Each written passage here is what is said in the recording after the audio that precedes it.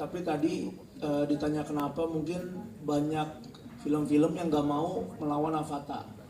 Karena Avatar dengan project yang IP yang begitu luar biasa ya.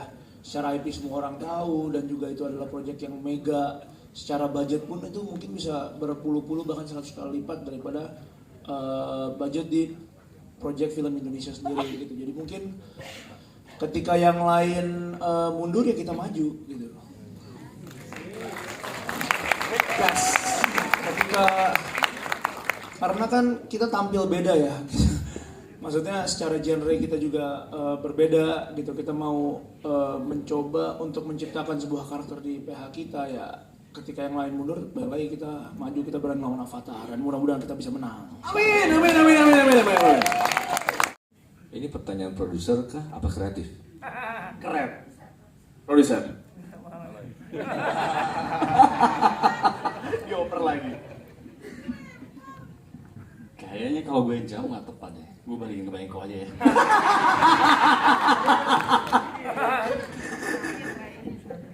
Ya, sebetulnya gini bro.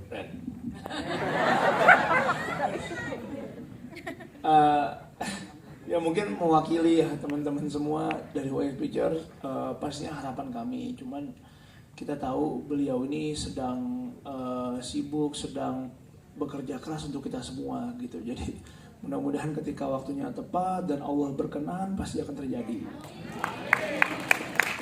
Jalur langit nih. Okay. Memang tambahan jadi maksudnya nggak bisa dipungkirin buat masalah ini film ya film Bapak juga, dan jujur pada saat kita produksi film ini sebelum Bapak jadi presiden kita udah 2 tahun ya, hampir 2 tahun. 2 tahunan. Hampir 3 tahun untuk prosesnya. Jadi memang pas pada saat syuting tadi kita ketemu sama teman-teman Kopassus, Pak Moe, ada Pak Doni. Baru sekarang ini kita ketemu lagi pas kita setahun untuk produksi syuting. Untuk preparasinya untuk film ini kita diskusi sama Aloy, sama tim, semua segala macam, sama si Ryan, itu jauh dari sebelum pas pada saat Bapak memang menjabat sebagai presiden gitu. Tapi insya Allah kalau misalnya Bapak ada waktu yang sangat senggang untuk bisa meluangkan waktunya untuk duduk di XS1 ini, ya kenapa enggak gitu. Yang kedua sih jawab. Iya betul. Jadi memang treatmentnya sih yang saya mau kembangkan gitu, Mbak. Treatment pada saat saya ya bisa dibilang ada pengalaman sedikit pernah saya kerja di luar negeri. Menurut saya cuma perbedaan dari geografisnya aja. Untuk buat masalah kerja seperti apa itu semua sama aja. Malah mungkin ya banyak teman-teman yang bilang seperti apa kerja di sana. Saya malah mau meluangkan mengeksplor apa yang saya pernah alami di film luar ataupun di Indo. Jadi memang kadang memang kan aktor itu kalau perbedaannya di luar pasti banyak perdebatan. Sebelum syuting itu pasti ada perdebatan aktor dan sutradara. Walaupun itu perdebatan yang sangat kosong gitu, yang nggak perlu dan nggak penting diperdebatkan. Minimal memang namanya sutradara, dia mempunyai visi dan misinya, dan aktor sebetulnya dia yang bisa dibilang ini kasar, dia hanya sebagai puppet. Dia cuma sebagai puppet dan sutradaranya sebagai dalangnya gitu. Tapi memang dari kerjasama untuk sebagai sutradara dan pemain memang tidak mudah. Yang pada saat kita membuat film kita cuma bilang action and cut, bukan. Tapi visi misi dari segi cerita kita harus bisa menyampaikan dari masing-masing karakter. Itu dia yang saya pelajari. Saya menyampaikan karakter-karakter yang dibangun sama masing-masing cast tersebut itu tidak mungkin sama, dan masing-masing pendirian dan pribadi masing-masing tidak mungkin sama juga gitu. Jadi memang pada saat saya mau di depan kamera saya ambil gambarnya, saya yang ambil pelajaran dari di luar, film luar, produksi luar, tidak ada lagi perdebatan antara sutradara dan pemain. Memang terbiasanya kita bisa dibilang sutradara dan pemain itu tidak banyak untuk perdebatan antara nomor 1, 2, dan 3, tapi lebih banyak nomor 1 dan ke sutradara langsung. Soalnya memang lebih kalau di luar lebih dominan itu yang nomor 1 gitu loh, baru ke sutradara langsung. Jadi nomor 1, aktornya nomor 1, dan sutradara mungkin bisa dibilang hierarkinya itu lebih tinggi nomor 1 daripada sutradara.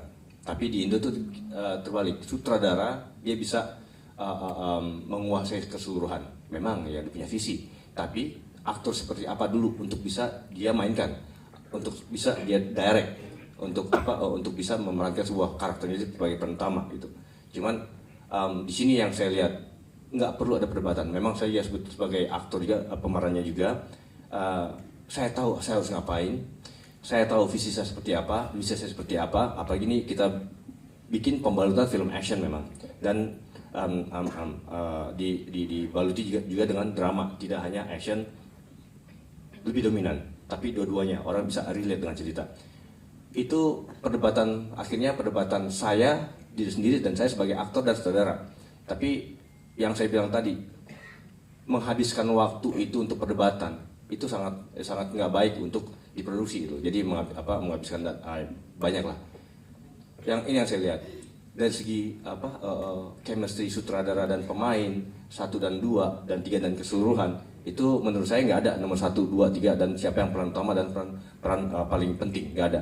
Karena apa? Satu peran pun yang kosong pasti otomatis mereka akan tertutup gitu loh.